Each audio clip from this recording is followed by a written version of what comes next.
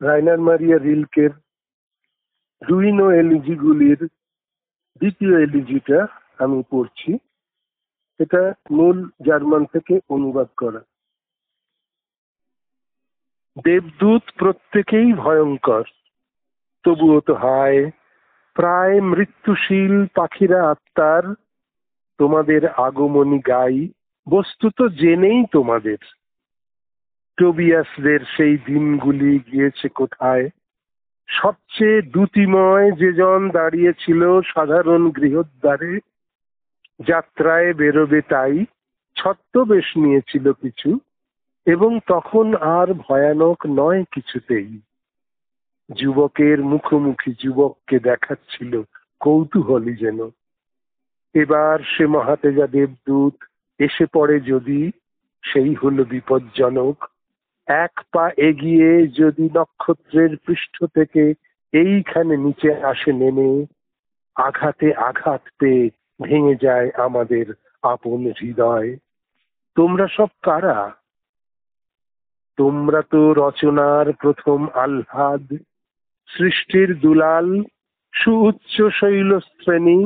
সমস্ত সৃষ্টির মধ্যে তোমাদেরই শিখরে শিখরে উষসীর প্রথম রক্তাভা, দেবত্বের স্ফুটমান পুষ্পরেণুগুলি, আলোকের গ্রন্থি আর চলাচল, সোপান সিংহাসন, সত্তার স্থান মাত্রাগুলি, সুখের সাজোয়া মোহমুগ্ধ অনুভূতি প্রভঞ্জনে উতরোল, এবং অকস্মাৎ পৃথক দর্পণ সব উচ্চারিত নিজস্ব সৌন্দর্যকে সৃষ্টি করে পুনরায় নিজের ওই মুখমণ্ডলে।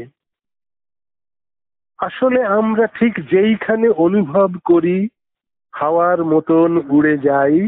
আহা দেখো, নিঃশ্বাসে প্রশ্বাসে আমরা উড়ে যাই। কাঠের আগুন থেকে কাঠের আগুনে উড়িয়েছি ক্রমশ দুর্বল ঘ্রাণ। কে যেন বলল এই কথা, ঠিক তুমি তো আমার এই রক্তের ভিতরে ঢুকে গেছো। এই ঘর, এ বসন্ত ভরে আছে তোমার সত্তায়। যতই বলুক সে আমাকে ধরে রাখে সাধ্য কি তার? আমরা হারিয়ে যাই তারই মধ্যে, থাকি তাকে ঘিরে। ওরা যারা সুন্দর তাদেরই বা কে ধরে রেখেছে? ওদের এই মুখের উপর, ওদের ওই মুখের উপর শতত আকার ফুটে ওঠে, আবার মিলিয়ে যায়। ভোরের ঘাসের থেকে শিশিরের ফোঁটার মতন আমাদের নিজস্বতা আমাদের হাত থেকে খসে পড়ে, যেরকম উড়ে যায় খাবারের পাত্রটি থেকে উত্তাপ। হাস্যরোল কোন দিকে উড়ে যাবে তুমি? তুমি ঊর্ধ্ব দৃষ্টি নবীন এবং উষ্ণ হৃদয়ের তরঙ্গ হারায়। এই দেখো পরিচয় হায় আমাদের। ব্রহ্মাণ্ডের পরিধিতে আমরা যে বিলীন হয়ে যাই, তার স্বাদ সত্যি কি আমাদেরই মতো? দেবদূত যারা, তারা কি ফিরিয়ে নেন শুধুমাত্র ওদেরই যেটুকু, ওদের সত্তার থেকে উচ্চারিত হয়েছে যতটা, নাকি মাত্র ভুল করে আমাদেরও সত্তার কিয়দংশ তুলে নেন কখনো কখনো? আমরা কি তাদের প্রবাহে ততটাই মিশ্রিত রয়েছি যেমন রয়েছে ঠিক অন্তঃসত্ত্বা নারীদের মুখে অস্পষ্টতা? ওরা তো লক্ষ্য, ওরা তো করে না লক্ষ্য এই সব ঘূর্ণি তুলে নিজেদের কাছে ফিরে যাবার সময়। কি করেই লক্ষ্য করবে তা? প্রেম যারা করে তারা বুঝেছে কি রাতের হাওয়ায় কি অপূর্ব কথা বলা যায়। কেন যেন মনে হয় সব কিছু আমাদের অগোচরে রাখে। ওই দেখো গাছপালা গৃহ, আমরা যেখানে করি বাস, রয়েছে এখনো। শুধু বায়বীয় বিনিময় মেনে আমরা পাশ দিয়ে উড়ে চলে যাই, যেন ওরা জোট বেঁধে আমাদের কাছে সব গোপন রাখবেই, অর্ধেক লজ্জায় হয়তোবা অর্ধেক অকথিত আশার মতন। প্রেমিক প্রেমিকা, তোমরা তো পরস্পরে পরিতৃপ্ত আছো।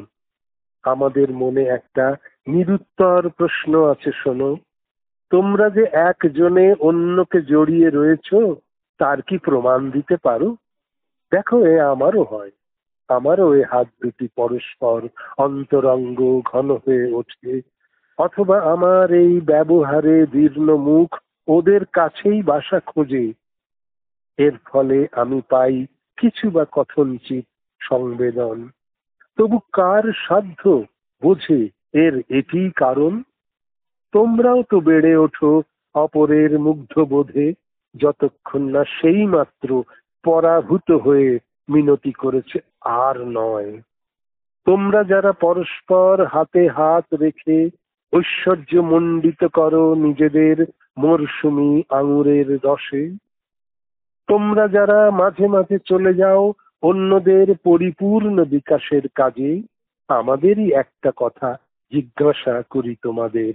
আমি জানি তোমরা যে পরস্পর অন্তরঙ্গ ভাবে স্পর্শ করো নিজেদের, কারণ সে সোহাগ স্পর্শ সযত্নে রক্ষিত থাকে, কারণ ওই স্পর্শ স্থান হারায় না কখনো কোমলতা দিয়ে ঢাকা থাকে, কারণ তোমরা ওই কালটুকু শুদ্ধভাবে অনুভব করো। এই জন্য আলিঙ্গন থেকে প্রায় প্রতিশ্রুতি দাও অনন্তের। উপরন্তু যদি প্রথম দৃষ্টিপাতে ভীষণ উদ্বেগ থাকে এবং উদ্বেল মন জানালার ধারে উচাটন এবং প্রথম চলা একসঙ্গে যদি একবার বাগানের মধ্য দিয়ে পথে প্রেমিক যুগল, তবু কি তোমরা সেই আগেকার মতো? তখন তোমরা যদি একজন অপরের মুখ তুলে ধরে ওষ্ঠে রাখো ওষ্ঠাধর, সুরাপাত্রে সুরাপাত্র, অথচ কি অদ্ভুত সুরার উৎসব ছেড়ে চলে যায় দুই পানরত। শিরগৃহে পাথরের কাজে ওই মানুষের দেহ ভঙ্গিমায় সাবধান বাণীটি বলো অবাক করেনি তোমাদের? প্রেম ও বিদায় দেখো কাঁধের উপরে আভাসিত, মনে হয় ওরা যেন পৃথিবীর নয় ভিন্ন উপাদান দিয়ে রচিত হয়েছে। কল্পনা করো ওই হাত টোর্সোতে অসম্ভব দাপট রেখেও তার চাপ নেই একটুও হাতের ছোঁয়ায়। এইসব আত্মজয়ী লোকগুলি জানতো এ কথা, এটুকুই আমাদের সীমা, এটুকুই অধিকার, এইভাবে স্পর্শ করি যদি নিজেদের। এর চেয়ে বেশি চাপ দেবতাই দেবেন আমাদের, কিন্তু সেটা পুরোপুরি তাঁদেরই ব্যাপার। খুঁজে পাওয়া যেত যদি আমাদের প্রয়োজনে পবিত্র প্রসন্ন কোন মানবিক একখণ্ড ছোট্ট ফলভূমি, একটি স্রোতস্বিনী এবং শিলার মাঝখানে। আসলে তো নিজের হৃদয় এই মতো চিরদিনই নিজ ভূম সীমানা ছাড়ায়। আমরা দেখি না তাকে সান্ত্বনাদায়ক ওই ছবিতেও আর কোনোদিন, দেখি না মোটেই তাকে দেবকীয় শরীরে শরীরে। যাদের অন্তর আছে আমাদেরই আকাঙ্ক্ষার বৃহত্তর রূপকল্পে ভরে।